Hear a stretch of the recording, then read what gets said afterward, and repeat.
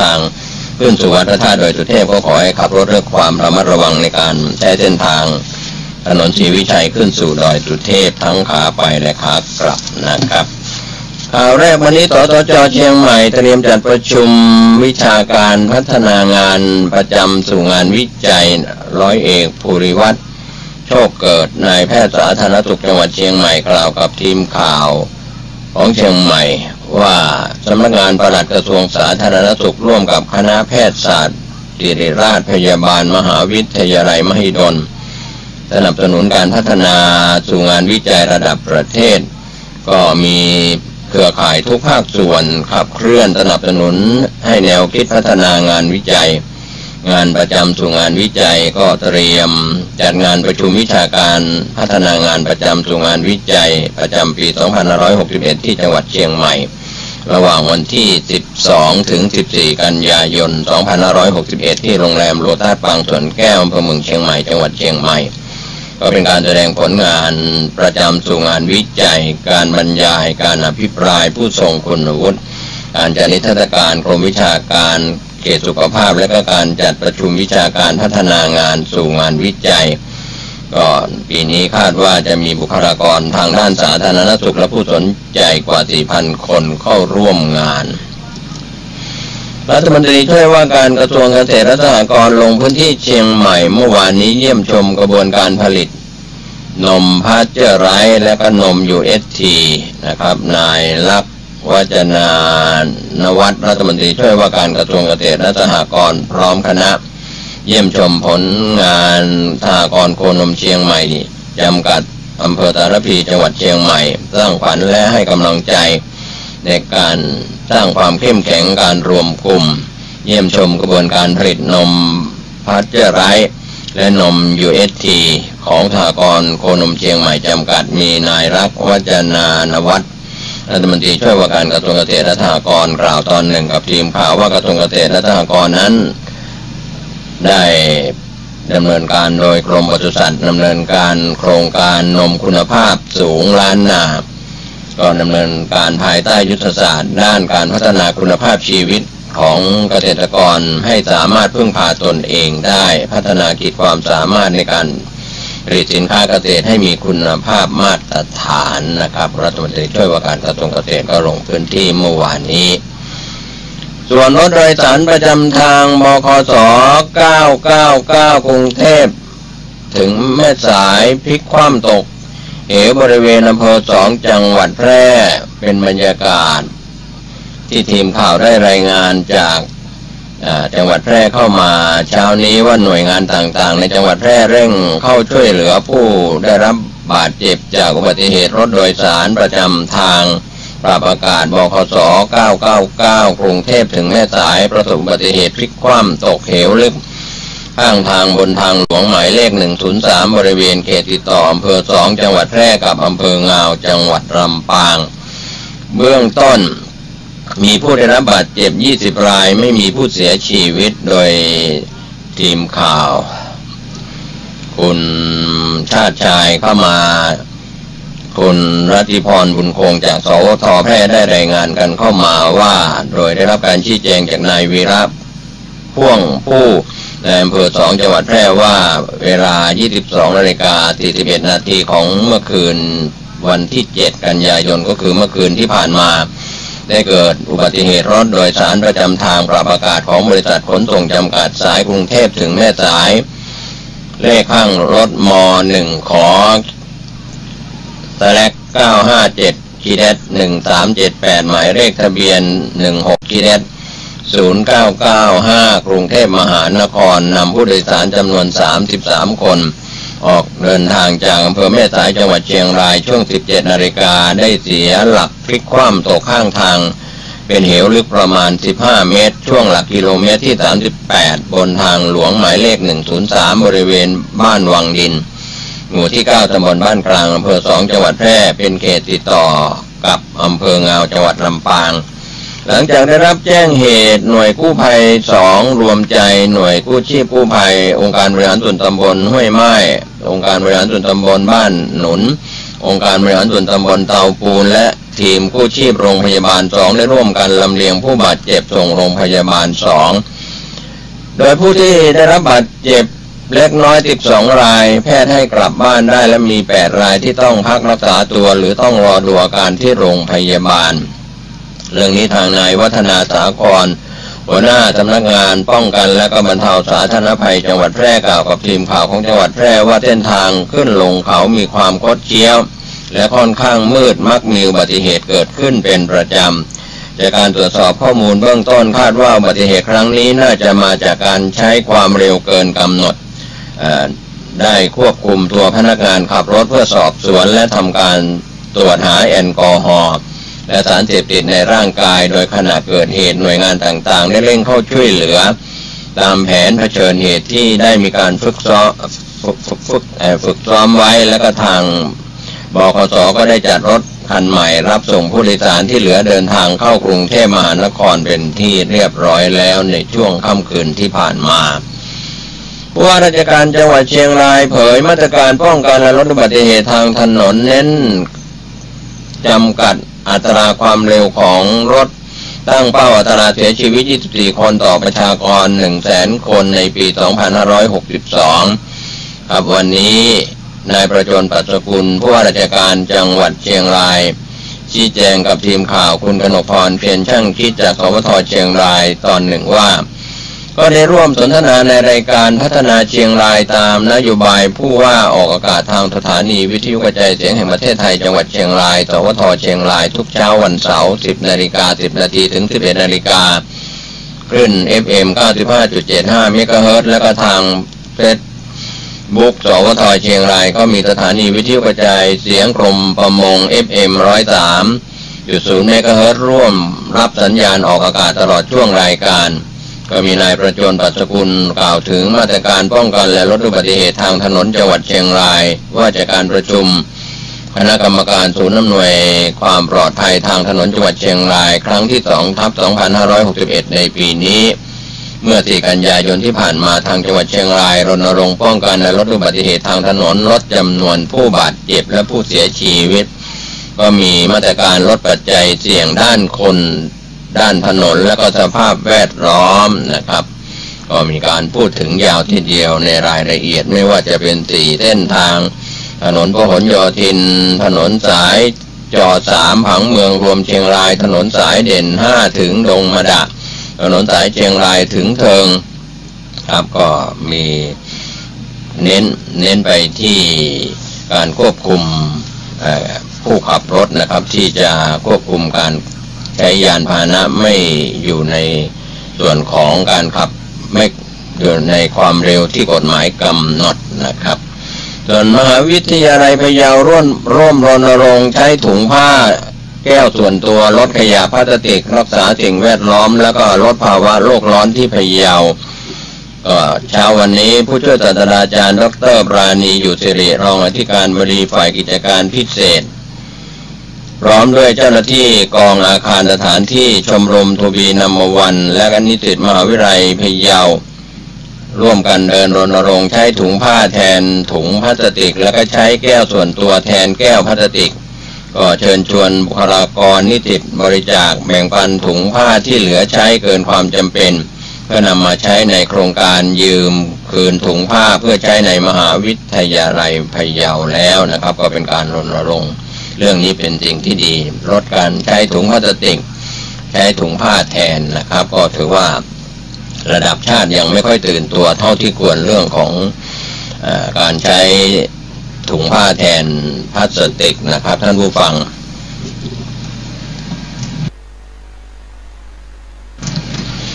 จังหวัดลำปางศาลพลังหน่วยงานภาครัฐเอกชนในพื้นที่จัดกิจกรรมงานวันเยาวชนแห่งชาติก็เป็นบรรยากาศวันนี้ที่บ้านพักเด็กและก็ครอบครัวจังหวัดลำปางสำนักงานพัฒนาสังคมและความมั่นคงของมนุษย์จังหวัดลำปางร่วมกับสภาเด็กและเยาวชนจังหวัดลำปาง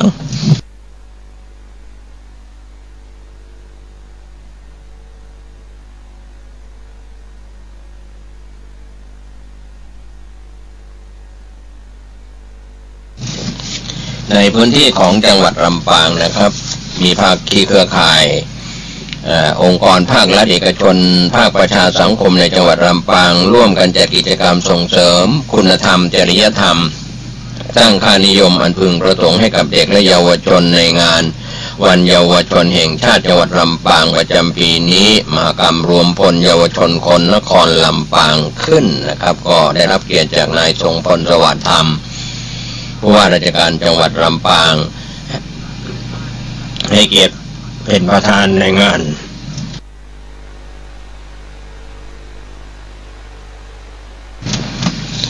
ครับก็เป็น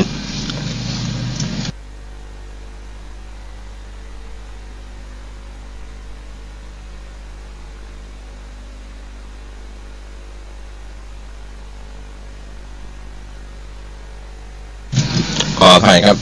เสียงที่ขาดหายไปเนื่องจาก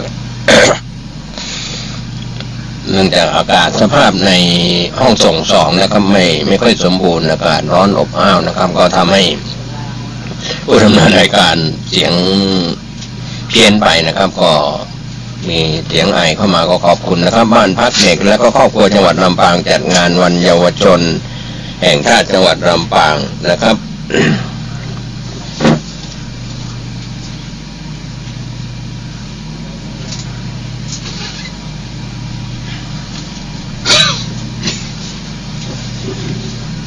ข่าวในพื้นที่จังหวัดสายเหนือของอำเภอฝางเชียงใหม่นะครับนายชัชวาลปัญญาในอำเภอฝางจังหวัดเชียงใหม่ได้มีหนังสือด่วนที่สุดถึงหน่วยงานที่เกี่ยวข้องเตรียมความพร้อมในการป้องกันและบรรเทาสาธารณภัยในพื้นที่อำเภอฝางนะครับก็เป็นส่วนที่เฝ้าติดตามสถานการณ์เรื่องของฝนตกทุกหนาแน่นในทุกภูมิภาคที่มีอยู่นะครับข่าวจากจังหวัดแม่ฮ่องสอนนะครับอำเภอแม่เสรียงปฏิบัติการเจาะหินน้ำหนักกว่า70ตันประสบผลสำเร็จเส้นทางบ้านอุมโละถึงบ้านศพของกลับมาใช้สัญจรได้ตามปกตินะครับก็เป็นข่าวจากอำเภอแม่เสรียงนายสาธิตขันธวงศ์หัวหน้าหมวดบำรุงทางหลวงชนบทแม่เสรียงกล่าวถึงความสำเร็จที่นำหินที่มาขวางทางสัญจรนะครับก็เป็นส่วนที่ทางปภ.พื้นที่อำเภอแม่เสรียงจังหวัดแม่ฮ่องสอนได้รายงานข่าวนี้กันเข้ามานะครับวันนี้ก็ขออภัยในการดำเนินรายการข่าวสารที่อาจจะรายงานไม่ได้ทั่วถึงนะครับด้วยเหตุผลเรื่องของสุขภาพของผู้ดำเนินรายการกับบรรยากาศห้องจัดห้อง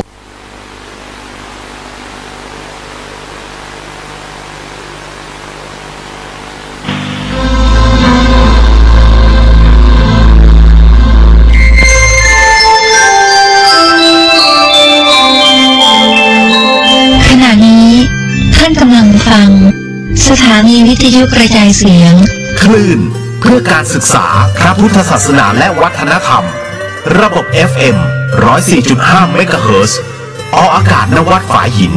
ตำบลสุเทพอำเภอเมืองจังหวัดเชียงใหม่โทรศัพท์053-226-058-053-810-406 053-943-691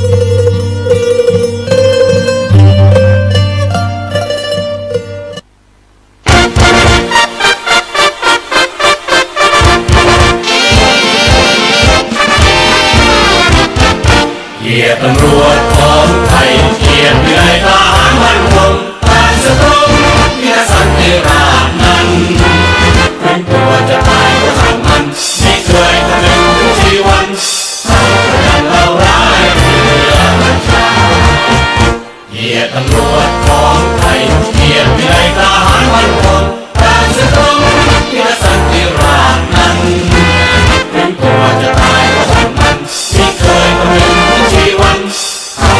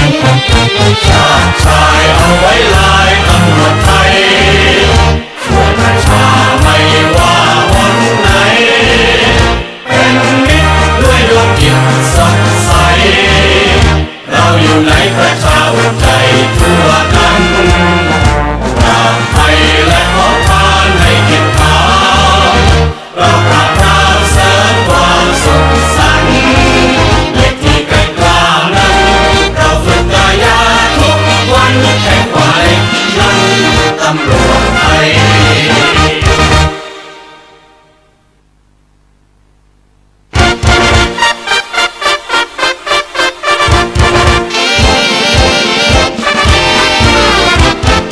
เกียรติตำรวจของไทยเกียรติวินัยทหารมั่นคงการสืบรบพิทักษ์สันติราษฎร์นั้นถึงตัวจะตายก็ช่างมันไม่เคยคำนึงถึงชีวันเขาทำเราร้ายเพื่อประชาเกียรติตำรวจของไทยเกียรติวินัยทหารมั่นคงการสืบรบพิทักษ์สันติราษฎร์นั้นถึงตัวจะตายก็ช่างมันไม่เคยคำนึงถึงชีวันเขาทำเราร้ายเพื่อประชาไม่ยอมเป็นนิดกฎหมายมาตายเวลาเรือของเราเชื่อความเลือดเรามีเอาชีวิตของเราเข้าแลกมาเพื่อให้ประชาดำรงสุขาปลอดภัยไม่ยอมเป็นนิดผิดกฎหมายมาตายเวลาเรือของเราเชื่อความเลือดเรามีเอาชีวิตของเราเข้าแลกมาเพื่อให้ประชาดำรงสุขาปลอดภัย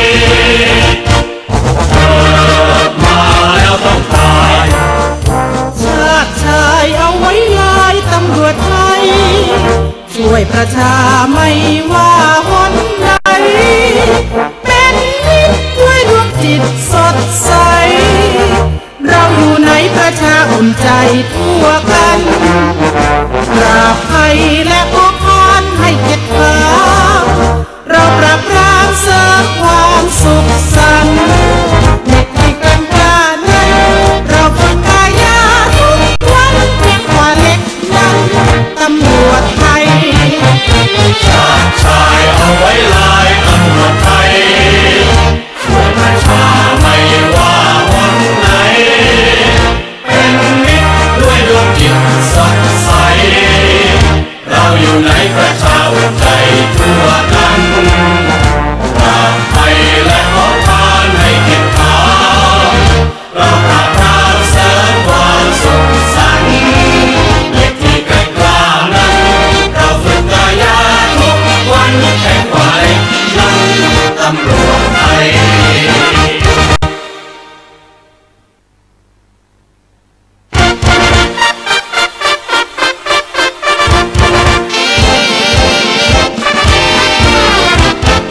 เกียรติตำรวจของไทยเกียรติวินัยทหารมั่นคงการสืบรบพิทักษ์สันติราษฎร์นั้นถึงตัวจะตายก็ช่างมันไม่เคยคำนึงถึงชีวันเขาทำเราร้ายเพื่อประชาเกียรติตำรวจของไทยเกียรติวินัยทหารมั่นคงการสืบรบพิทักษ์สันติราษฎร์นั้น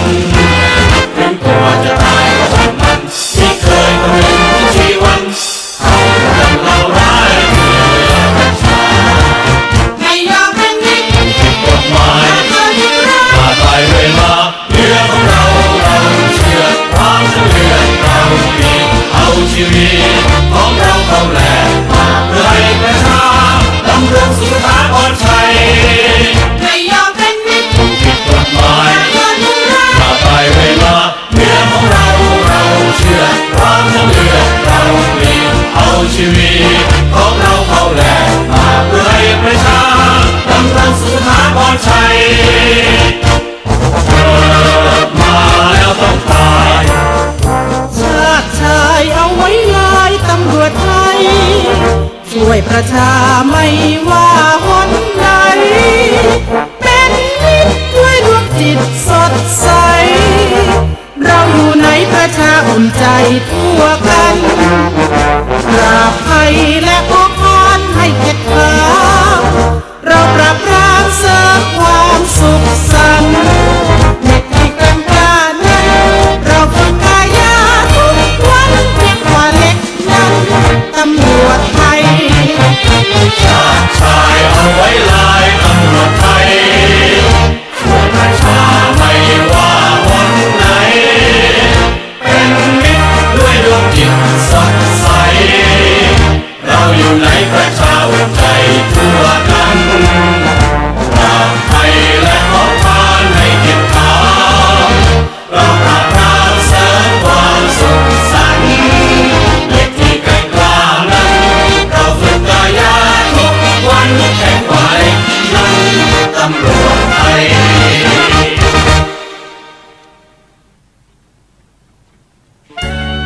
เราฝึกกายาทุกวันแข็งกว่าเหล็กนั้นตำรวจไทยบ้านจะดีมีหลักฐานเพราะตำรวจช่วยบ้านจะสวยปลอดภัยเพราะมีตำรวจช่วยเอาใจใส่บ้านกับตำรวจผลัดกันช่วยก็เกิดความปลอดภัยถ้าขัดกันก็วุ่นวายไปทั้งสองทางสวัสดีครับคุณผู้ฟังที่เคารพทุกท่านวันนี้รายการตำรวจเชียงใหม่สัมพันธ์ก็ได้กลับมาพบปะรับใช้พี่น้องประชาชนทางสถานีวิทยุคลื่นพระพุทธศาสนาและวัฒนธรรมจังหวัดเชียงใหม่ FM 104.50 เมกะเฮิรตซ์จากที่ตั้งวัดฝายหินตำบลสุเทพอำเภอเมืองจังหวัดเชียงใหม่ส่งไปยังเครื่องรับส่งของคุณผู้ฟังทุกท่านที่รับฟังกันอยู่ก็ขอสวัสดีคุณผู้ฟังทุกท่านอีกครั้งหนึ่งนะครับวันนี้ผมร้อยตำรวจเอกอำนวยธีรวาทรองสารวัตรทำหน้าที่งานฝ่ายประชาสัมพันธ์ตำรวจภูธรจังหวัดเชียงใหม่ก็ได้มาทำหน้าที่เป็นผู้ดำเนินรายการทางสถานีวิทยุแห่งนี้กับรายการตำรวจเชียงใหม่สัมพันธ์ทุกวันเสาร์ระหว่างเวลา 13 นาฬิกาเป็นต้นไปจนถึงเวลา 14 นาฬิกาโดยประมาณ1ชั่วโมงนะครับที่เราจะอยู่ร่วมด้วยช่วยกันฟังความคิดฟังความเห็นรับฟังส่วนดีที่เป็นสาระน่ารู้ข้อเตือนภัยรวมถึงในเรื่องของมุมมองที่จะมาพูดคุยกันตลอดระยะเวลาประมาณ1ชั่วโมงนะครับซึ่งขณะนี้ก็ล่วงเลยเวลาไปประมาณ10นาทีนะครับสำหรับการเดินทางมายังสถานีวิทยุแห่งนี้ก็คงต้องเรียนคุณผู้ฟังที่รับฟังกันอยู่ทางวิทยุ FM ทุกท่านนะครับว่าช่วงนี้ก็เป็นสภาวะที่เราก็ทราบกันดีนะครับเป็นช่วงของสภาวะดินฟ้าอากาศที่มันมีความผันผวนเปลี่ยนแปลงนะครับซึ่งก็เป็นช่วงของการเชื่อมต่อระหว่างฤดูฝนนะครับแล้วก็จะเข้าไปสู่ฤดูหนาวหรือฤดูแล้งก็แล้วแต่นะครับเพราะว่าหน้าหนาวมันก็แห้งครับเป็นช่วงฝนทิ้งฟ้านะครับไม้ทิ้งเรือนอากาศก็คงไม่เหมือนเดิมนะครับอากาศที่เฉอะแฉะไปไหนมาไหนก็ลำบากโดยเฉพาะคนที่สัญจรเดินทางด้วยเท้าด้วยพาหนะจักรยาน2 ล้อนะครับช่วงเช้านี้ผมก็ไม่ได้ปั่นเพราะว่าช่วงนี้ก็สภาวะดินฟ้าอากาศก็อย่างที่พูดคุยไปนะครับเพราะว่าเบบินคาผ่านไปเนี่ยก็จะมาอีกหลายลูกนะครับก็ทยอยกันเข้ามาเพราะว่าสภาวะดินฟ้าอากาศนั้นก็อย่างที่ได้พูดไปนะครับว่ามันมีความเปลี่ยนแปลงนะครับจากฤดูฝนไปสู่ฤดูหนาวเนี่ยเพราะนั้นสภาวะดินฟ้าอากาศความแปรปรวนจากมหาสมุทรแปซิฟิกนะครับหมุนผ่านเข้าสู่ทะเลจีนใต้นะครับช่วงประเทศฟิลิปปินส์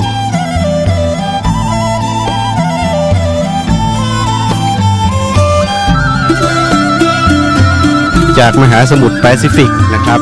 เข้าสู่ทะเลจีนใต้ซึ่งก็มองตาม แผนที่นะครับเราก็จะเห็นว่าประเทศที่อยู่ในโซนนั้นก็มีตั้งแต่ฟิลิปปินส์นะครับเหนือจากประเทศอินโดนีเซียนะครับขึ้นมาพออยู่ฝั่งตะวันออกค่อนไปทาง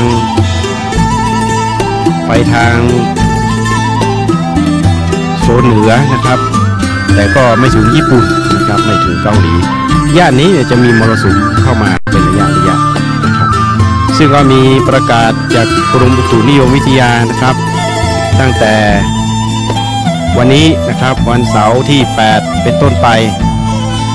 โน่นไปจะถึงน่าจะประมาณวันอาทิตย์วันจันทร์นะครับประมาณ 2-3 วันฝนก็จะตกหนักในเขตพื้นที่ภาคเหนือนะครับภาคเหนือตอนบนภาคเหนือตอนล่างก็ไล่กันไปตั้งแต่แม่ฮ่องสอนเชียงใหม่นะครับจังหวัดเชียงรายจังหวัดลำพูนลำปางแพร่น่านไล่ลงไปอุตรดิตถ์นะครับพิษณุโลกสุโขทัยตากพิจิตรย่านนี้จะมีปริมาณฝนที่ตกหนักนะครับแล้วก็หลังจากนี้ไปมันก็จะเป็นช่วงเปลี่ยนผ่านจากฤดูฝนก็จะเข้าสู่ฤดูหนาวนะครับตอนเช้าก็อากาศจะเย็นกลางคืนก็อาจจะพอสบายนะครับใกล้รุ่งสว่างก็อาจจะมีหนาวเย็นปะปนบ้างเล็กน้อยนะครับทั้งนี้ทั้งนั้นนี่มันก็มีผลบวกนะครับสภาวะอากาศในช่วงที่ฝนต่อเนื่องเนี่ยหรือฝนทิ้งท้ายไม้ทิ้งเรือนอย่างที่ผมพูดไปเนี่ยมันเป็นผลบวกผลดีนะครับในแง่ของทางก็เรียกว่าทำให้ทรัพย์ในดินสินในน้ำเพิ่มปริมาณขึ้นทรัพย์ในดินก็อาจจะมีพืชพันธุ์ธัญญาหารนะครับที่เบิกบานสำราญอุดมสมบูรณ์เพราะปลูกมีน้ำนะครับแหล่งน้ำเพิ่มเขื่อนก็มีน้ำไหลเข้าอย่างเขื่อนแม่งัดนี่นะครับผมก็จะไปดูมาเป็นระยะนะครับบางทีก็ต้องมาคุยเรื่องน้ำให้คุณผู้ฟังแบบภาษาชาวบ้านพื้นๆนี่แหละนะครับไม่มีวิชาการอะไรก็เอาความรู้สึกเอาสิ่งที่พบเห็นเอาการที่ได้ไปดูด้วยตาของตนเองเนี่ยมันพูดได้ถนัดถนีนะครับเขื่อนแม่กวงน้ำไหลนะครับลำห้วยจากทางสายเหนือนู่นที่ค่อนไปทางดอยนางแก้วมีน้ำไหลตลอดที่เคยได้ไปตรวจการไปตรวจดูนะครับเมื่อ 2-3 อาทิตย์ที่ผ่านมาก็เห็นว่าความชุ่มชื้นป่าเขียวขจีนะครับแล้วก็มีน้ำไหลรินตลอดลำห้วยก็มาเติมที่เขื่อนแม่กวงอุดมธารานะครับแถวลงคอดก็มีห้วยลำห้วยของลำน้ำที่ไหลลงมาจากพื้นที่ในเขตพื้นที่ตำบลหลงขอดก็มีน้ำไหลลงไปก็ไหลไปเติมฝนตกไปเติมบ้างนะครับฝนตกเติมบ้างหน้าเขื่อนฝนตกตามพื้นที่เขาน้ำก็ไปเติมก็เป็นผลดีในแง่ของการทำเกษตรกรรมนะครับช่วงนี้แถวหลงขอดอำเภอพร้าวก็เก็บลำไยน่าจะหมดไปแล้วนะครับแล้วก็ล่าสุดเมื่อวานก็ลูกสาวซึ่งเป็นครูอยู่ที่พร้าวก็บอกว่าพ่อลูกท้อชุดสุดท้ายแล้ว คือที่ลงขอดเขาจะมีปลูกเท่าที่ทราบนะครับจะมีปลูกพืชพันธุ์ธัญญาหารไม่ว่าจะเป็นมะม่วงนะครับแล้วก็มีลูกท้ออร่อยหวานนะครับลูกเริ่มเทิ่มเลยหวานเอามาเก็บไว้สักวัน2 วันเราก็มาทุบหรือว่าจะผ่ากินสดๆนะครับกับน้ำปลาหวานอะไรก็แล้วแต่อร่อยหวานเย็นชุ่มฉ่ำนะครับเมื่อวานก็ทานได้ 2-3 ลูกสาวก็บอกพ่อหมดแล้วนะครับแถวเท้าไม่มีละหรืออาจจะมีหลงเหลือ ก็คงไม่ถึงกับที่จะ เอามาจำหน่ายจ่ายแจกครับเพราะว่าคงจะเอาไว้ทานในครัวเรือนของคนปลูกบ้างนะครับเพราะว่าแจกจ่ายให้พ่อค้าแม่ขายพี่น้องประชาชนได้ซื้อไปทานกันก็เยอะแยะแล้วนะครับเจ้าของสวนก็ยังไม่ค่อยได้ทานแต่ว่าเจ้าของสวนเขารวยกันนะครับขายได้เงินได้ทองกันมีทั้งเงาะด้วยนะครับเงาะก็กรอบอร่อยลูกใหญ่นะครับที่แม่แตงก็กรอบอร่อยแล้วก็ลูกก็ไม่แตกต่างกันแต่ว่าที่พร้าวอาจจะโตหน่อยนะครับอันนี้ผมความรู้สึกจากการที่ได้ซื้อสัมผัสแล้วมาเปรียบเทียบดูก็ที่พร้าวอาจจะลูกโตไปนิดหรือว่าอาจจะด้วยการทนุบำรุงใส่ปุ๋ยนะครับก็ทำให้ผลิตผลนั้นมันเจริญเติบโตก็คงเป็นเรื่องของการดูแลใจใส่นะครับใส่ปุ๋ยทำลายวัชพืชนะครับแล้วก็ดูแลในเรื่องของความปลอดภัยในส่วนอื่นๆแมลงอะไรต่างๆนะครับการดูแลตัดหญ้านะครับไม่ให้มันรกลุงลังนะครับแล้วก็เข้าไปตัดเก็บผลิตผลก็สะดวกปลอดภัยนะครับไม่ต้องไประมัดระวังในเรื่องของสัตว์เลื้อยคลานต่างๆโล่งนะครับเวลาเราเข้าไปเราก็ปลอดภัยก็ทั้งนี้ทั้งนั้นก็เป็นในเรื่องของสภาวะดินฟ้าอากาศที่ให้ผลบวกในเรื่องของการเพาะปลูกนะครับในเรื่องของสภาพในเรื่องของปริมาณน้ำนะครับก็ไปเพิ่มเติมในแหล่งน้ำต่างๆก็ทำให้พี่น้องเกษตรกรทั้งหลายนี่ที่ทำไร่ทำสวนทำเกษตรกรรมเพาะปลูกเลี้ยงสัตว์อะไรต่างๆเนี่ยก็มีความอุดมสมบูรณ์ในเรื่องของแหล่งน้ำนะครับพืชพันธุ์ธัญญาหารที่จะเอาไปเลี้ยงสัตว์อะไรแต่เนี่ยรวมถึงในเรื่องของการเพาะปลูกในเรื่องของพืชพันธุ์ธัญญาหารเนี่ยก็ทำให้มีความสุขนะครับเพราะว่าได้ขายพืชพันธุ์ธัญญาหารก็ได้ทรัพย์สินเงินทองนะครับได้เอาไปเก็บไว้นะครับเพื่อที่จะเป็นค่าใช้จ่ายในครัวเรือนค่าการศึกษาในเรื่องของการเราเรียนนะครับของบุตรหลานของแต่ละท่านในแต่ละครอบครัวด้วยก็เป็นผลดีนะครับในเรื่องของสภาวะดินฟ้าอากาศตรงนี้นี่ถ้ามันพอดีนะครับพอเหมาะพอดีไม่มากเกินไปเนี่ยไม่ถึงกับทำให้เกิดอุทกภัยไม่ถึงกับทำให้เกิดสภาวะน้ำท่วมเนี่ยมันก็เป็นสิ่งที่มนุษย์เรานะครับต้องการในเรื่องของสภาพดินฟ้าอากาศอย่างนี้นะครับ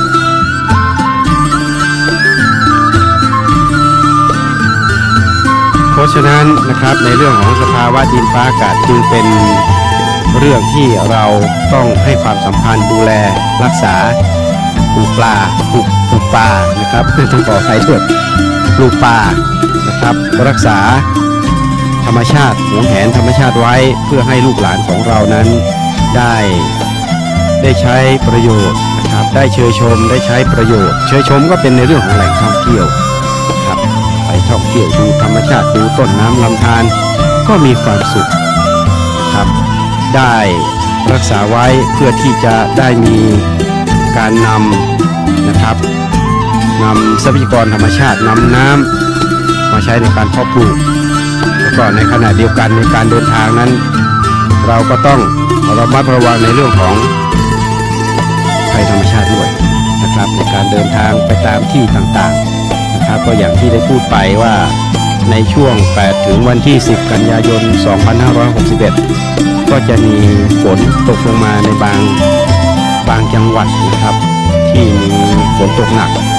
เพราะนั้นก็ต้องระมัดระวังครับโดยเฉพาะในส่วนของภาคเหนือจังหวัดเชียงใหม่แม่ฮ่องสอนเชียงรายลำพูนลำปางแพร่น่านนะครับก็ต้องติดตาม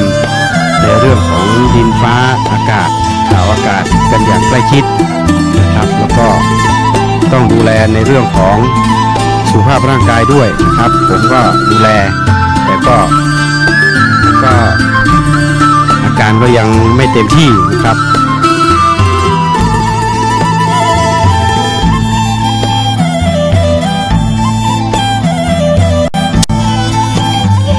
ก็ที่เงียบไปนั่นก็คือต้องจิบน้ำนะครับก็ต้องขออภัยคุณผู้ฟังที่ทำให้การออกอากาศอาจจะไม่ต่อเนื่องนะครับเพราะว่าผมก็ต้องกระแอมไอนะครับเพราะว่าสภาวะดินฟ้าอากาศนั้นก็ต้องเรียนคุณผู้ฟังก็มีผลกระทบต่อโรคทางเดินหายใจนะครับก็ต้องระมัดระวังอันนี้ก็ผมก็พยายามที่จะรักษาครับก็คงต้องพึ่งพายาปฏิชีวนะนะครับก็ต้องพบแพทย์เป็นธรรมดาที่มนุษย์เรานะครับในเรื่องของโรคภัยไข้เจ็บเป็นเรื่องปกติที่เราไม่สามารถจะหลีกหนีได้นะครับแต่เราก็สามารถที่จะควบคุมได้ในบางสถานการณ์ที่อย่างที่พูดไปนะครับช่วงเปลี่ยนผ่านของอากาศร้อนไปสู่อากาศหนาวอากาศหนาวไปสู่อากาศเย็นอากาศเย็นกลับมาสู่อากาศร้อนเดี๋ยวฝนตกนะครับเดี๋ยวลมพายุมาก็เป็นอย่างนี้แล้วในช่วงของเดือนถัดจากนี้ไปเนี่ยอากาศเย็นก็จะเข้ามาละนะครับเพราะนั้นคุณผู้ฟังก็ต้องดูแลในเรื่องของสุขภาพร่างกายด้วยนอกจากนั้นแล้วนะครับในเรื่องของโรคภัยไข้เจ็บนะครับในการเดินทางไปในสถานที่ต่างๆก็ต้องระมัดระวังในเรื่องของอุบัติภัยนะครับเพราะนั้นผมมาพูดในรายการนี้ก็จะมีในเรื่องของสภาวะดินฟ้าอากาศนะครับในเรื่องของมลภัยนะครับก็ต้องป้องกันภัยนะครับในเรื่องของอุบัติภัยเราก็ต้องไม่ประมาทนะครับในการเดินทางวันนี้ผมเดินทางมานี่ก็สังเกตถนนหลายเส้นสายนะครับในตัวเมืองเชียงใหม่เพราะว่าวันนี้เราเดินทางมายังสถานีมันก็ประกอบไปด้วยถนนเจริญเมืองท่าแพถนนคชสารราชเชียงแสนช่างหล่อบุญเรืองฤทธิ์ถนนสุเทพนะครับก็เรียนตามสภาวะความเป็นจริงนะครับถนนเจริญเมืองนี่ก็ต้องชะลอตัวนะครับใช้ความเร็วก็ไม่ได้นะครับเพราะนั้นความเร็วก็ไม่ควรที่จะเกิน40กิโลเมตรต่อชั่วโมงนะครับรถชะลอตัวท่าแพก็เหมือนกันนะครับถนนก็ไม่ได้กว้างขวางอะไรมากนักการเดินทางสัญจรมีทั้งยวดยานพาหนะขนาดเล็กขนาดใหญ่มอเตอร์ไซค์นะครับรวมถึงประชาชนนักท่องเที่ยวที่เดินไปตามถนนก็มีนะครับเดินไปซ้ายไปขวาเดินบนฟุตบาทเดินข้ามถนนนี่เพราะนั้นคุณผู้ฟังที่ใช้รถใช้ถนนก็ต้องถ้อยทีถ้อยอาศัยเราส่วนใหญ่นะครับต้องระมัดระวังด้วยรักษาความสะอาดภายนอกจากถนนท่าแพเข้าสู่ถนนโคชสารนะครับก็ชะลอตัวเหมือนกันมียวดยานพาหนะถนนแคบด้วยต่อเนื่องถนนราชเชียงแสนก็ใช้ความเร็วไม่เกิน40กิโลเมตรต่อชั่วโมงครับเพราะว่าถ้าขับเร็วกว่านี้ก็อาจจะไปเฉี่ยวชนกันได้เพราะว่ารถมอเตอร์ไซค์เต็มไปด้วยกิเลสขับไปด้านซ้ายนะครับเลี้ยวมาด้านขวาเข้ายูเทิร์นเนี่ยมันก็มีการชะลอตัวเพราะฉะนั้นการเกิดอุบัติภัยก็มีโอกาสนะครับเพราะฉะนั้นถ้าเราไม่ประมาทสีอย่างอดทนนะครับอดทนอดกลั้นใช้ความพยายามช่วยให้คนได้พบกับความสุขสงบขับขี่ไปได้อย่างแท้ด้วยการใช้สตินะครับเพราะว่าสติมาปัญญาเกิดนี้ก็จะทำให้เราไม่เตลิดเปิดเปิงไม่ทำให้ขับรถประมาทหวาดเสียวโอกาสที่จะเกิดอุบัติภัยหรือเกิดอุบัติเหตุก็มีน้อยลงนะครับความปลอดภัยก็จะเพิ่มมากขึ้นช่างรอเหมือนกันนะครับก็อาจจะมีสปีดเป็นบางจุดเป็นบางช่วงนะครับแล้วก็ชะลอตัวเป็นบางครั้งแต่ทั้งนี้ทั้งนั้นเนี่ยไม่ว่าจะสปีดไม่ว่าจะชะลอตัวต้องคำนึงถึงโรคภัยไข้เจ็บการเกิดอุบัติภัยที่จะนำไปสู่การกระทบ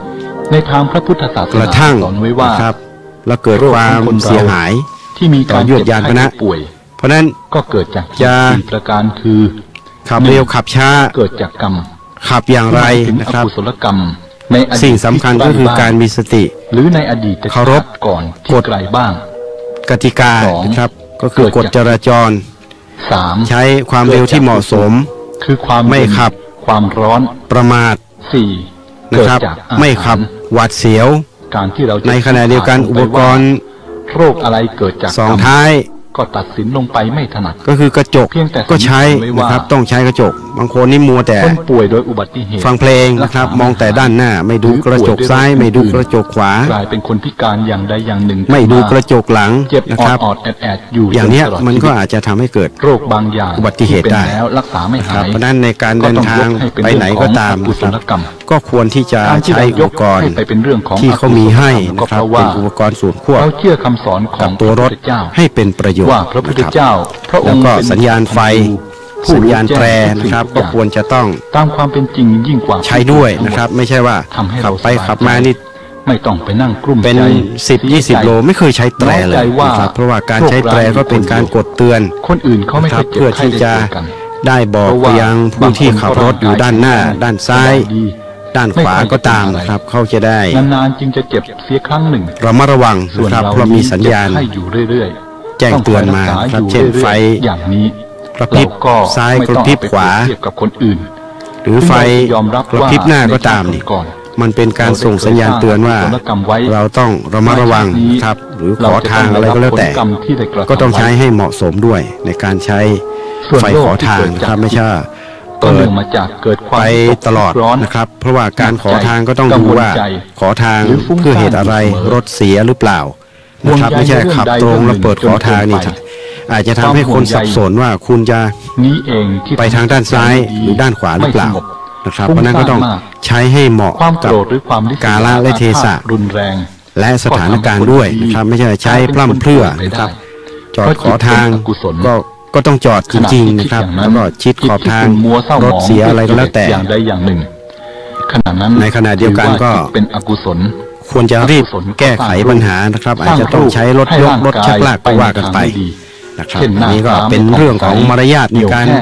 ใช้รถใช้ถนนนั่นเองนะครับว่าขณะใดที่ใจการขับขี่ปลอดภัยนั้นเราต้องรู้หลักหน้าตาก็ไม่ผ่องใสของความปลอดภัยด้วยหลักของความปลอดภัยก็มีตั้งแต่หลักตัวเรานะครับต้องมีสติรู้ตัวนะครับเขาเรียกว่าหลักศีลธรรมนี่เป็นการป่วยโดยอุตุทางกฎหมายบัญญัติจราจรทางบกนะครับการให้สัญญาณอะไรตรงไหนเมื่อไรสถานการณ์เหมาะสมหรือไม่เนี่ยเราก็ต้องมาพิจารณาดูให้ดีนะครับนี่คือหลักกฎหมายจราจรทำในเรื่องของสติสภาพร่างกายของเราด้วยอันนี้ก็คือในเรื่องของสุขภาพร่างกายครับว่าถ้าไม่พร้อมป่วยของคนเราร่างกายไม่พร้อมใจไม่พร้อมนี่ก็ไม่ควรที่จะขับขี่เสี่ยงภัยไปในที่ไกลๆนะครับเพราะว่ามันอาจจะทำให้เรานั้นง่วงเหงาหาวนอนนะครับแล้วก็เกิดอาการหลับในแล้วก็อาจจะทำให้เกิดอุบัติภัยบนเส้นทางได้อันนี้เราก็ต้องระมัดระวังด้วยเช่นกันอาการของโรคได้อย่างถูกต้องสำหรับวันนี้ผมก็มีนะครับค่อยๆทุเลาลงเรื่องราวข่าวสารนะครับก็พยายามที่จะพูดจาเช่นมีเด็กวัยรุ่นคนหนึ่งสไตล์จนเรียนหนังสือไม่ได้ครับสบายๆกับคุณผู้ฟังก็มั่งมีก็คือพูดรักษาหมอจนเกือบไม่ทั่วก็ไม่หายเป็นหลักวิชาการอะไรครับก็เอาเรื่องราวข่าวสารมาพูดมาวิเคราะห์มาพูดมาแนะนำนะครับเพราะคิดว่าโรคเหล่านี้หมอบอกไม่ถูกว่าเป็นโรคอะไรแน่เล่าสู่กันฟังนะครับในแต่ละวันเกิดจากมีอะไรเกิดขึ้นที่ได้ทำไว้ในชาติก่อนมีลองมาใช้ข้อแนะนำอะไรนะครับอย่างเช่นวันนี้ผมก็เขาทำบุญวันเกิดทุกๆเดือนได้พยายามเอาได้นำข่าวสารนะครับในส่วนของสายงานตำรวจเป็นกุศลเสมอมาพูดคุยให้กับคุณผู้ฟังครับเพราะว่าสรุปได้ความว่าเราในแต่ละพื้นที่นั้นก็ต้องเรียนคุณผู้ฟังด้วยว่าเพราะเราเข้าใจว่าในแนวทางของป่วยมานี้เกิดตรนะครับหรือสำนักงานตำรวจชาติก็เลยใช้โดยท่าน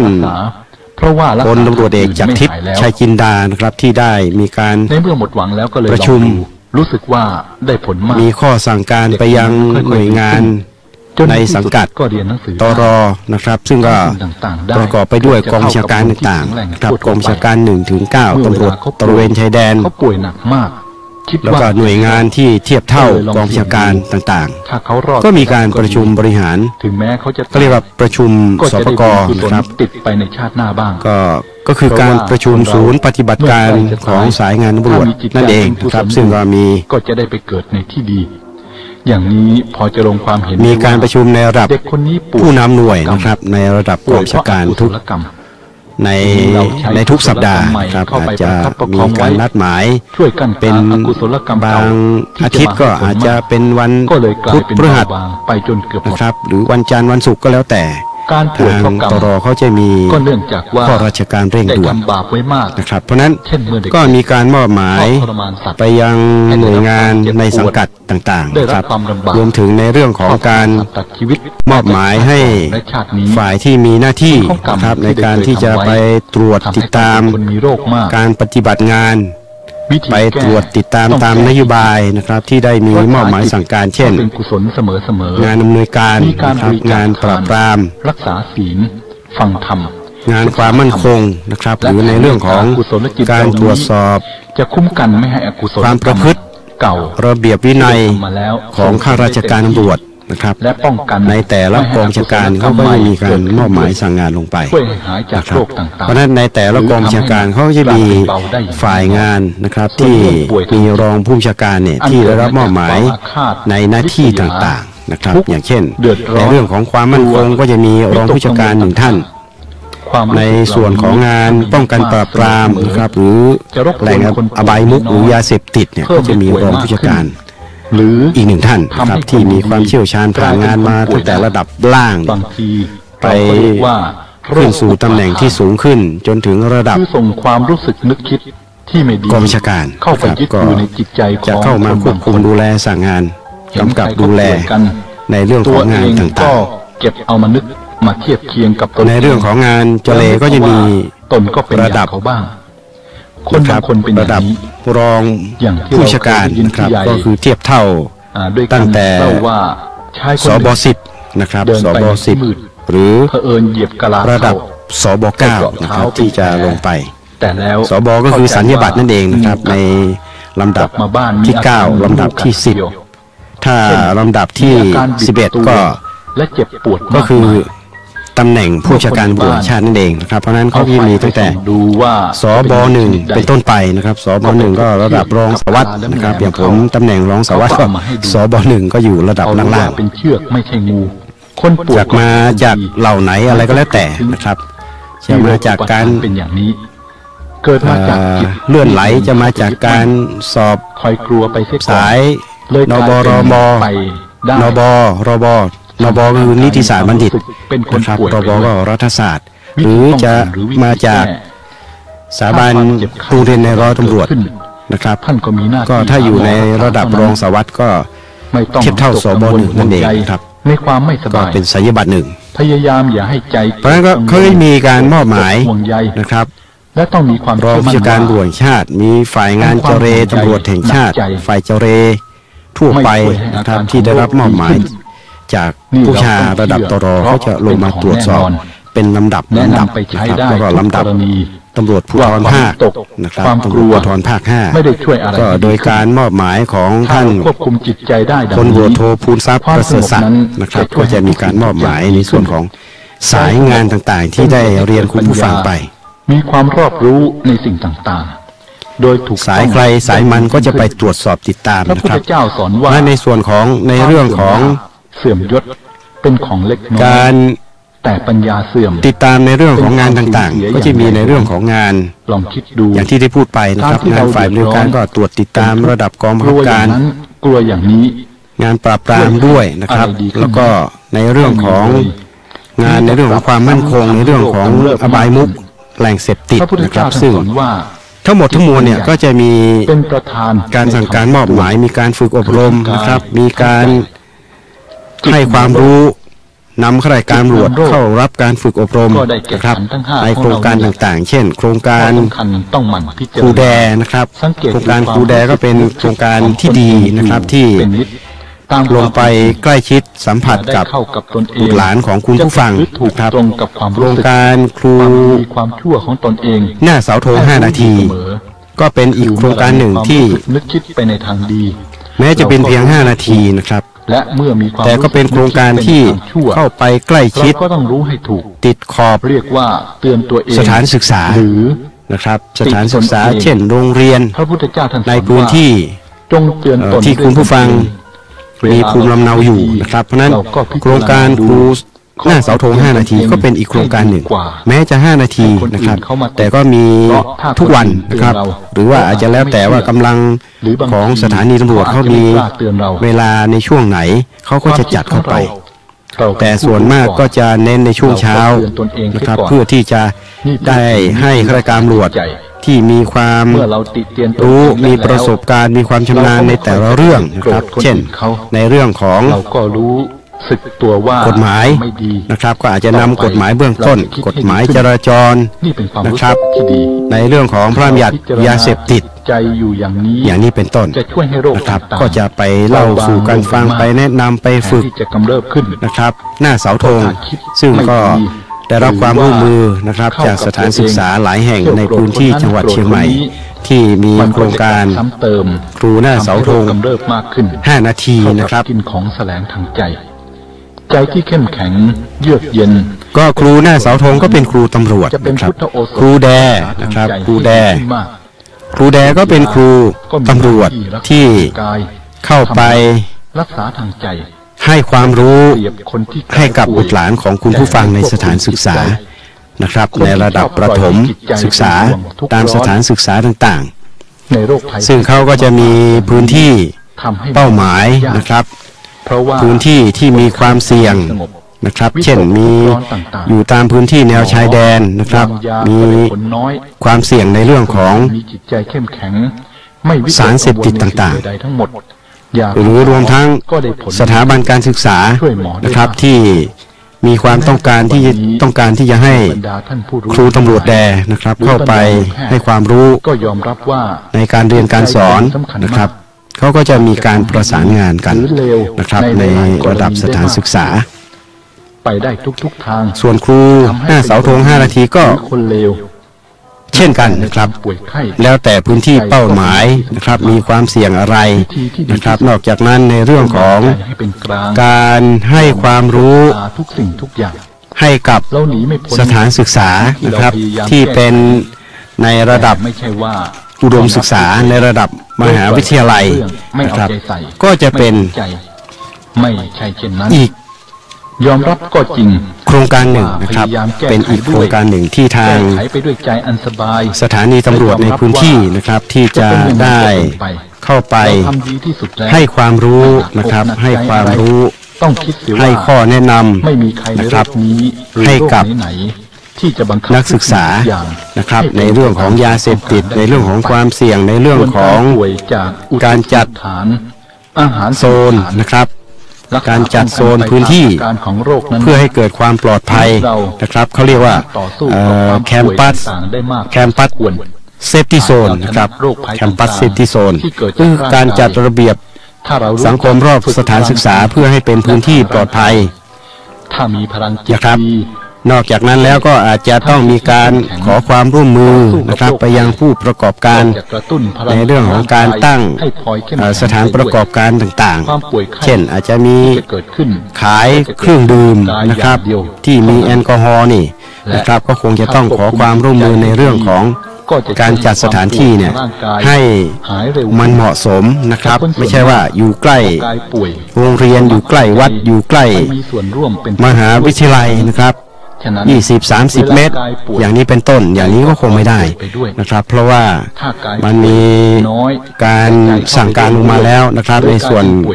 คำสั่งของคสช.นะครับที่22/2558ก็มีการสั่งการครับไปยังหน่วยงานทุกจังหวัดนะครับในการที่จะต้องไปตรวจสอบสถานประกอบการทั้งหลายนี่ต้องมีจุดที่ตั้งนะครับห่างจากสถานศึกษาห่างจากสถาบันการศึกษาในระดับเตรียมอุดมศึกษาหรือมหาวิทยาลัยเนี่ยนะครับอย่างน้อยนี่ต้องไม่น้อยกว่า300 เมตรนะครับเพราะนั้นก็จะมีการตรวจเพราะดีชั่วครั้งชั่วคราวเท่านั้นเองก็จะมีการจัดเจ้าหน้าที่ออกไปตรวจสอบนะครับว่ามีสถานประกอบการต่างๆเนี่ยได้ให้ความร่วมมือกับทางราชการหรือไม่นะครับเพราะว่าการที่เราต้องเข้ามาควบคุมดูแลตรงนี้เนี่ยก็เพื่อต้องการให้เป็นพื้นที่ เซฟตี้โซนนะครับให้กับ ได้บ้าง บุตรหลาน ไม่ดีที่สุด สถานศึกษานักศึกษาของเรานั้นได้ห่างไกล อยู่กับจิตที่เป็น นะครับ กุศล จาก กับอารมณ์ที่เป็น อบายมุขทั้งหลายนะครับที่จะทำให้เขานั้น การให้ทาน ได้เข้าไปเกี่ยวข้องนะครับแล้วก็จะนำมาซึ่งการ ปฏิบัติสมถะวิปัสสนา สูญเสียทรัพย์สินเงินทองโดยใช่เหตุนะครับเพราะว่านักเรียนก็คือผู้ที่จะต้องภาคเพียรศึกษาหาความรู้นะครับเพื่อที่จะได้ยกระดับการศึกษาของตนเองไปสู่ในระดับที่สูงต่อไปนะครับหลังจากนั้นก็จะเข้าเรียนในระดับมหาวิทยาลัยเพื่อที่จะได้นำความรู้นั้นไปใช้ในชีวิตประจำวันไปใช้ในการประกอบสัมมาอาชีพแล้วหลังจากนั้นเมื่อได้ประกอบสัมมาอาชีพแล้วนะครับได้มีเงินทองก็สามารถที่จะได้มาดูแลครอบครัวนะครับดูแลพ่อแม่ดูแลพี่ป้าน้าอาหรือคนในครอบครัวให้มีความสุขต่อไปแล้วก็ในขณะเดียวกันก็สามารถที่จะประกอบสัมมาอาชีพในการที่จะเลี้ยงชีพของตนเองนะครับเพราะว่าเมื่อสำเร็จการศึกษาแล้วเนี่ยเราก็ต้องหาอาชีพที่สุจริตนะครับในการที่จะได้ประกอบสัมมาอาชีพดูแลตัวเองไม่ใช่ว่า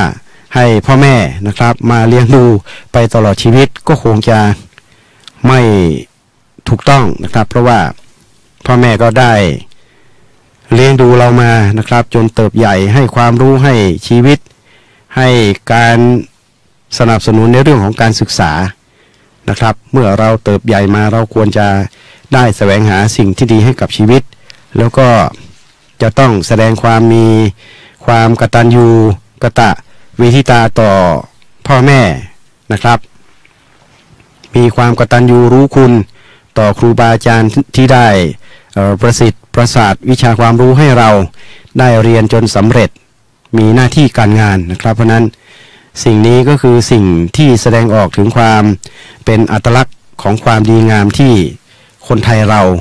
จะต้องให้ความสำคัญนะครับนอกจากนั้นแล้วในเรื่องของการเข้าวัดปฏิบัติธรรมสนับสนุนค้ำจุนพระพุทธศาสนาในฐานะที่เราเป็นพุทธมามกะก็เป็นสิ่งที่เราจะต้องทำหน้าที่กันต่อไปนะครับเพื่อที่จะจันโลงนะครับให้เกิดความยั่งยืนในความเป็นพุทธศาสตร์นะครับได้ยิ่งยืนยาวนานต่อไปอย่างคำที่ได้พูดไว้นะครับเขาบอกว่าวัดจะดีมีหลักฐานเพราะบ้านช่วยนะครับบ้านจะสวยเพราะมีวัดดัดนิสัย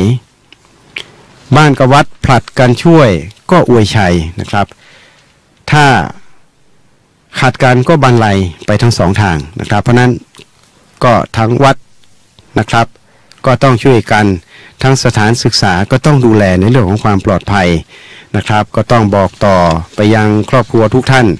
หลีกเลี่ยงอบายมุขนะครับในสถานศึกษาก็ควรจะต้องให้ความสำคัญในเรื่องของความปลอดภัยในเรื่องของสิ่งเสพติดทั้งหลายนะครับเพราะว่าอย่างที่ได้พูดไปเรามีโครงการครูแดนะครับที่จะเข้าไปใกล้ชิดอยู่ติดกับการเรียนการสอนของบุตรหลานของทุกท่านเพราะนั้นพบเห็นสิ่งผิดปกติอะไรก็ตามนะครับก็ควรที่จะแนะนำบุตรหลานว่าอย่าเข้าไปยุ่งเกี่ยวนะครับควรจะปรึกษาหาความรู้นะครับหรือแจ้งต่อครูบาอาจารย์เพื่อที่จะได้แก้ไขปัญหานะครับรวมทั้งในเรื่องของครูที่เข้าไปนะครับซึ่งเป็นครูตำรวจไม่ว่าจะเป็นครูหน้าเสาธง5 นาทีก็ดีนะครับครูแดก็ตามเนี่ยเราสามารถที่จะปรึกษาหาความรู้ในเรื่องของสารเสพติดในเรื่องของ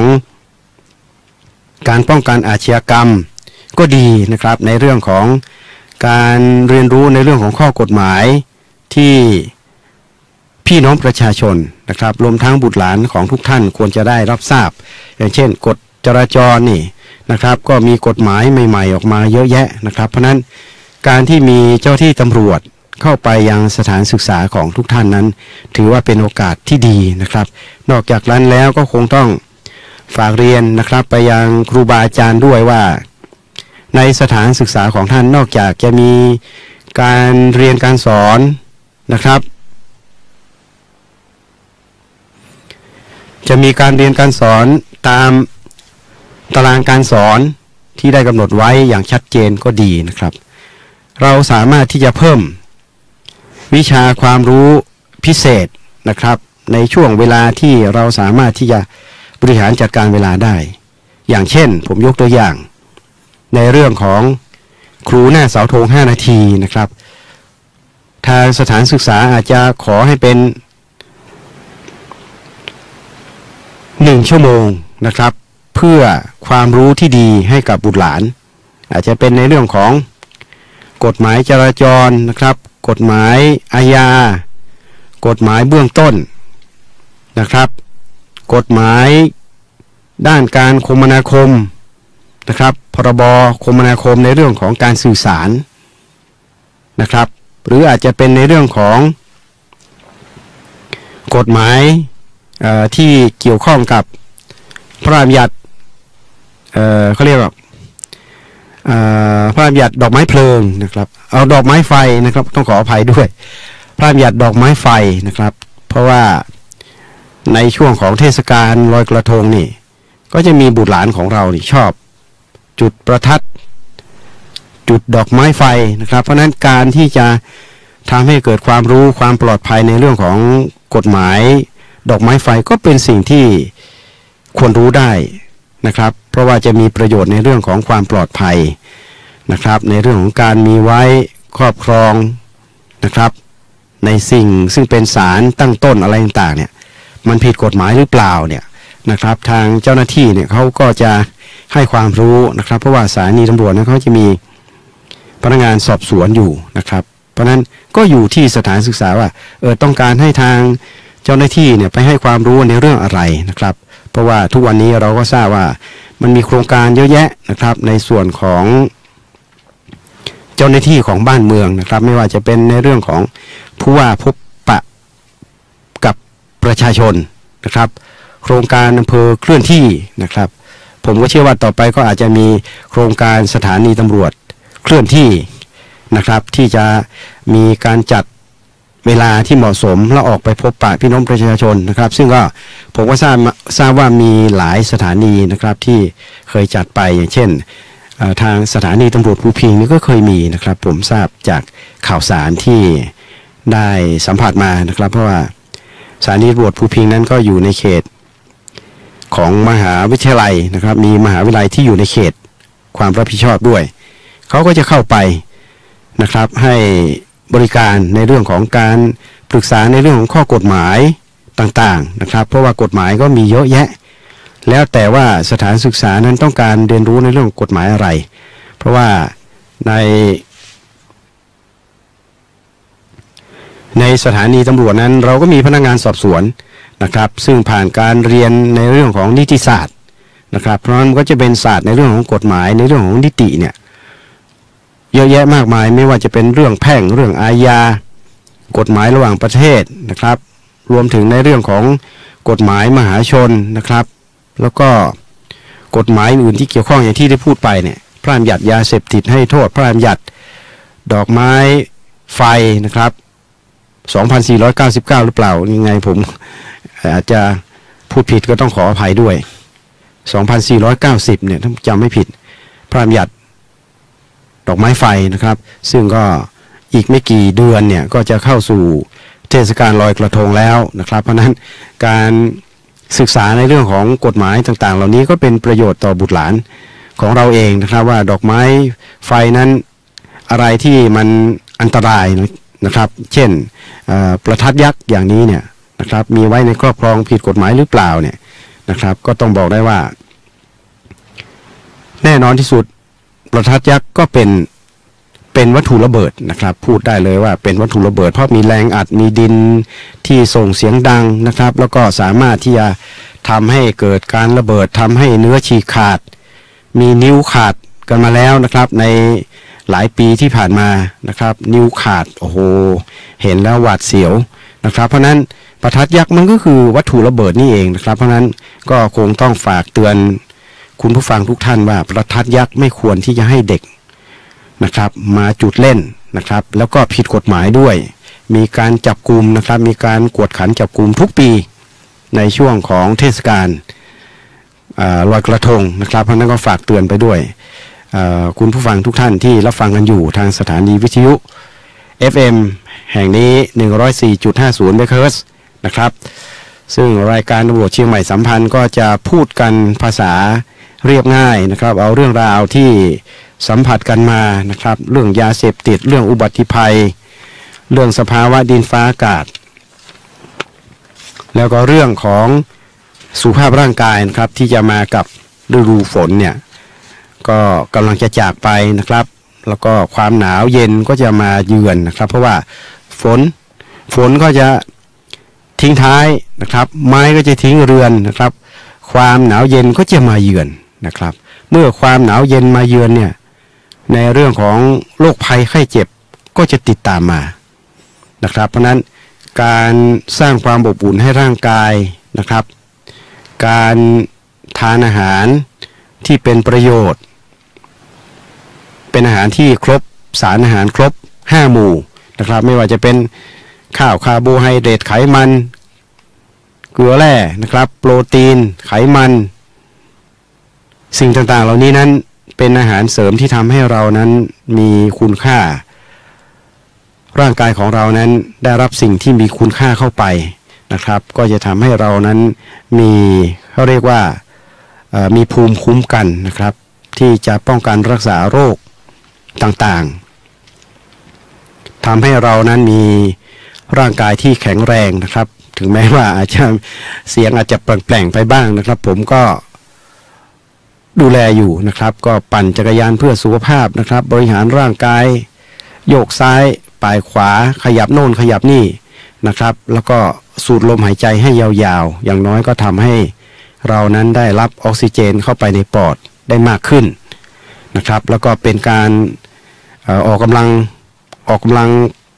ปอดด้วยนะครับให้ปอดขยายตัวก็จะทำให้เรานั้นมีสภาวะร่างกายที่ดีนะครับมีออกซิเจนที่เข้าไป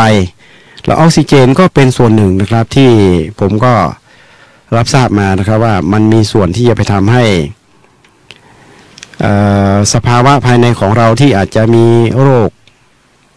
ภายในของเราเนี่ยถ้ามีออกซิเจนเข้าไปมันก็จะทำให้โรคพวกนั้นเนี่ยห่อเหี่ยวลงไปได้นะครับก็คงจะไม่พูดลึกซึ้งละเพราะว่าเราก็ไม่ใช่แพทย์นะครับแต่ว่าการทำให้สุขภาพร่างกายของเราดีแข็งแรงนั้นก็เป็นภูมิคุ้มกันที่จะต่อต้านโรคภัยไข้เจ็บได้นั่นเองนะครับนี่ก็คือสิ่งที่รายการตำรวจเชียงใหม่สัมพันธ์วันนี้พบปะคุณผู้ฟังมาถึงช่วงท้ายนะครับก็พูดกันภาษา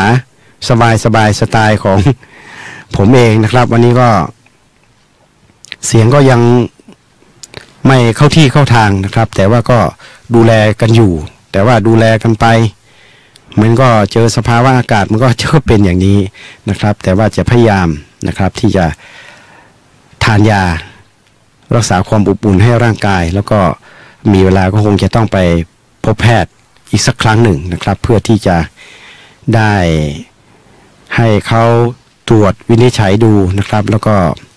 จ่ายยาที่เหมาะสมนะครับเพื่อที่จะได้ทำให้อาการนั้นดีขึ้นกว่านี้ต่อไปนั่นเองนะครับวันนี้ก็คงจะต้องอำลาคุณผู้ฟังนะครับไปด้วยเวลาเพียงเท่านี้เพราะว่าผมก็จะแวบเข้าไปที่โรงพยาบาลมหาราชนะครับเพราะว่ามีเพื่อนรุ่นพี่นะครับซึ่งเขาเป็นคนที่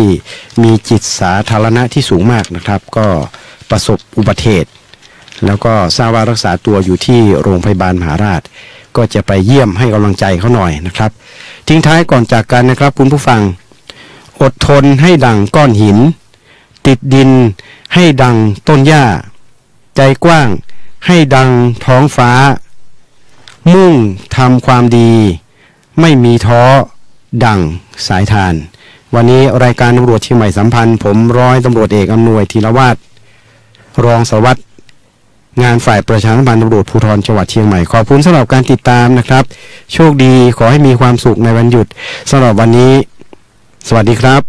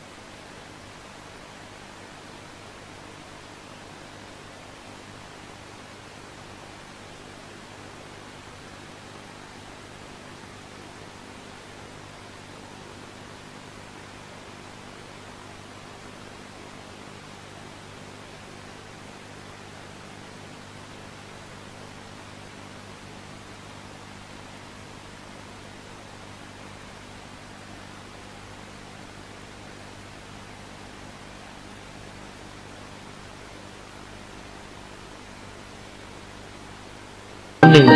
พบกันปีละครั้งกับมหกรรมเทศนาธรรมยิ่งใหญ่แห่งปีมีเทศมีทอล์กปีที่7ตอนมงคลธรรมมงคลชีวิตหลากหลายสไตล์ธรรม9ชั่วโมงกับ9พระนักเทศยิ่งใหญ่ตระการตาร่วมประกาศศักดาแห่งพระธรรมในวันอาทิตย์ที่9กันยายนนี้ประตูเปิดให้เข้างาน 7:00 น.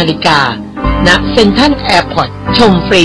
ไม่มีค่าใช้จ่ายใดๆสอบถามรายละเอียดเพิ่มเติมได้ที่